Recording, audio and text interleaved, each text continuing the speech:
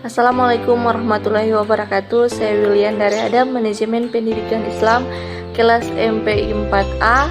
Baik, dalam video ini saya akan menjelaskan materi dari bab 1 sampai bab 6 untuk memenuhi tugas akhir semester dalam mata kuliah Manajemen Perkantoran dan Kearsipan. Baik, langsung saja masuk pada materi yang pertama, itu tentang aspek manajemen dalam perkantoran. Manajemen merupakan suatu kekuatan yang mempunyai fungsi sebagai alat pemersatu, penggerak, dan pengkoordinir berbagai pekerjaan kantor. Manajemen akan menciptakan kegiatan operasional kantor yang akan membawa organisasi kepada kedudukan yang lebih tinggi dan dihargai karena merupakan salah satu faktor produksi yang sangat diperlukan organisasi. Selanjutnya terdapat 5 pendekatan dalam manajemen. Yang pertama itu proses operasional, yang kedua itu pendekatan perilaku manusia, yang ketiga sistem sosial, yang keempat sistem-sistem, dan yang terakhir itu kuantitatif. Kemudian Robert L. Katz mengemukakan bahwa setiap manajemen membutuhkan minimal 3 keterampilan dasar. Yang pertama itu keterampilan konseptual, yang kedua keterampilan berhubungan dengan orang lain, dan yang ketiga itu keterampilan teknis.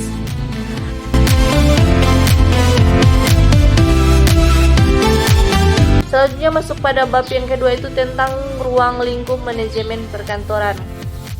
Ruang lingkup manajemen perkantoran ini terbagi atas beberapa poin. Yang pertama itu lingkup pekerjaan dalam organisasi, di mana pekerjaan di lingkungan organisasi beragam, namun secara umum pekerjaan di suatu organisasi terbagi atas 2 jenis. Yang pertama itu tugas pokok dan yang kedua tugas penunjang. Di mana tugas pokok ini meliputi kegiatan-kegiatan yang secara langsung mengenai tujuan organisasi, sedangkan tugas penunjang ini meliputi kegiatan yang bersifat membantu, melayani, memudahkan, dan memperlancar tugas pokok. Masuk pada poin yang kedua, itu tentang pekerjaan kantor, di mana kegiatan yang ada di lingkungan perkantoran disebut dengan pekerjaan kantor atau kegiatan tata usaha kantor. Tata usaha kantor berkonsep modern ini menurut Atmo Sudirjo terdiri dari 4 macam. Pertama itu tata usaha umum, yang kedua tata usaha teknik operasional, yang ketiga tata usaha sumber daya, dan yang keempat tata usaha khusus. Selanjutnya masuk pada poin yang ketiga, yaitu tentang fungsi manajemen perkantoran. Terdapat 4 fungsi. Yang pertama itu perencanaan, di mana dalam melakukan perencanaan seorang pemimpin menggunakan segala bentuk informasi yang sesuai dan tepat. Kemudian masuk pada kedua, pengkoordinasian, di mana dalam kantor dimaksud untuk tidak terjadi tumpang tindih dalam pekerjaan kantor atau saling mengandalkan sehingga pekerjaan tidak dilakukan. Ketiga, penempatan pegawai, di mana kebutuhan pegawai ini didasarkan pada job analisis, kemudian job specification untuk memilih siapa yang berhak untuk menempati suatu jabatan. Dan yang keempat, pengawasan, di mana untuk dapat mengawasi agar seluruh pekerjaan kantor dapat berjalan dengan efektif dan efisien.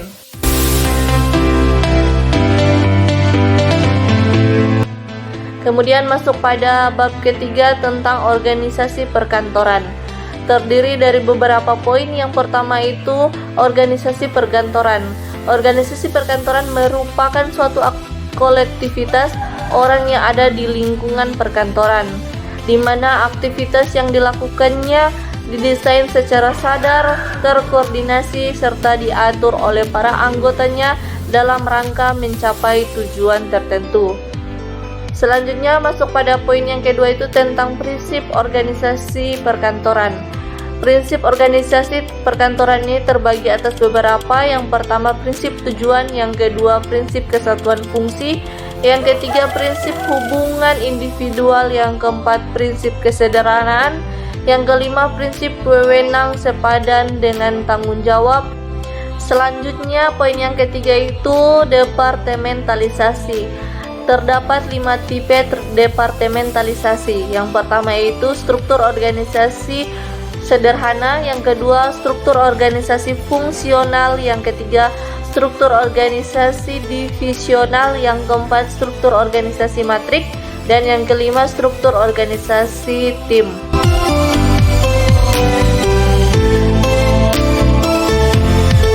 Selanjutnya masuk pada bab keempat, itu tentang komunikasi dan korespondensi.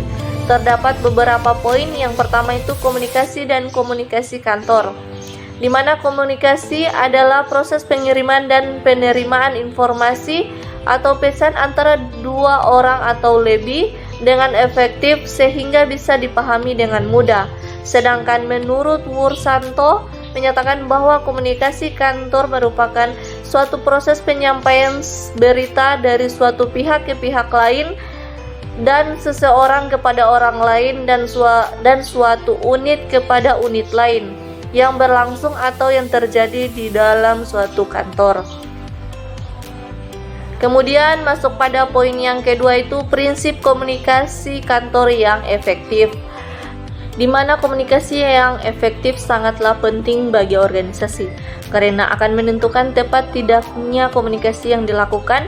Melalui komunikasi yang mendalam dan tepat diharapkan makna yang tersimpan di balik apa yang disampaikan komunikator secara efektif. Prinsip yang harus diperhatikan dalam berkomunikasi adalah risk, karena sesungguhnya komunikasi itu pada dasarnya adalah upaya bagaimana kita dapat mencapai perhatian, cinta kasih, minat, kepedulian, simpati, tanggapan maupun respon positif terhadap orang lain. Selanjutnya itu masuk pada poin yang ketiga, korespondensi. Korespondensi merupakan salah satu bentuk komunikasi verbal yang digunakan untuk menyampaikan pesan-pesan bisnis maupun non-bisnis kepada pihak lain. Pada umumnya, proses penyampaian pesan-pesan bisnis maupun non-bisnis ini adalah secara tertulis, baik dalam bentuk surat memo, proposal, agenda, maupun dalam mencapai suatu tujuan tertentu. Korespondensi dalam suatu kantor, instansi, atau organisasi terbagi atas dua. Yang pertama itu korespondensi eksternal dan yang kedua korespondensi internal.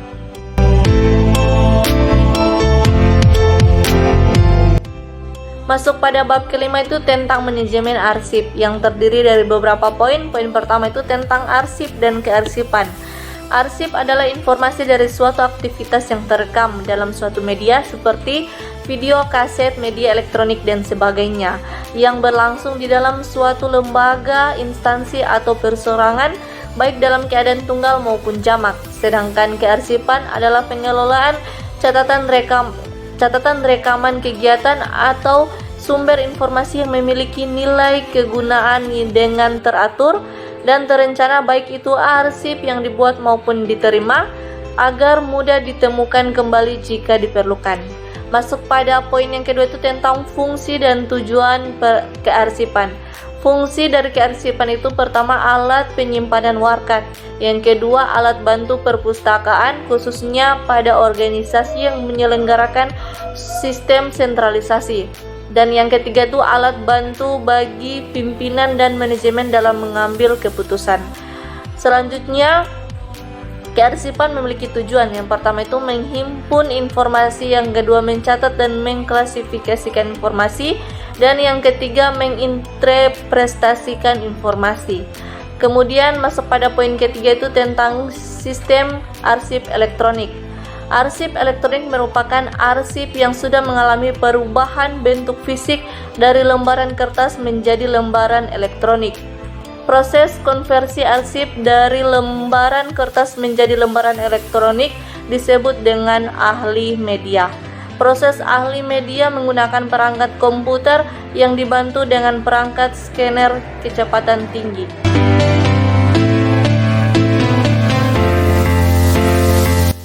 Masuk pada bab terakhir atau bab 6, itu tentang teknologi di lingkungan perkantoran yang terdiri dari beberapa poin. Yang poin pertama itu tentang teknologi komputer. Teknologi merupakan suatu kebutuhan yang sangat penting dalam era teknologi pada saat ini.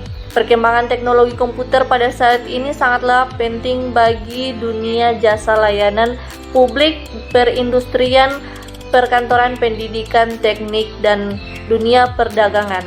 Kemudian masuk pada poin yang kedua itu tentang otomatisasi kantor, di mana semua sistem informasi formal dan informal, terutama yang berkaitan dengan komunikasi informal kepada orang yang berbeda di dalam maupun di luar perusahaan.